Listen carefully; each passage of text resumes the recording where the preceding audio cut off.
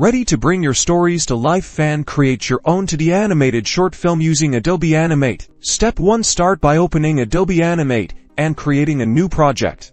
Choose the appropriate frame rate and resolution, which usually depends on your desired output.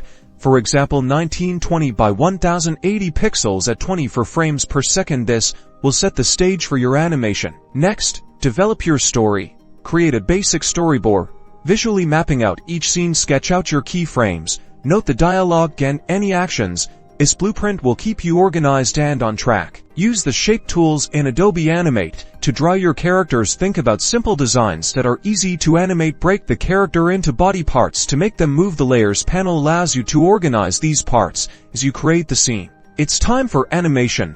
We'll be focusing on keyframes and creating motion tweens to create the illusion of movement. Set keyframes on your timeline to denote changing poses. Use the tweens to smoothly bridge the movement between two keyframes. Build your set.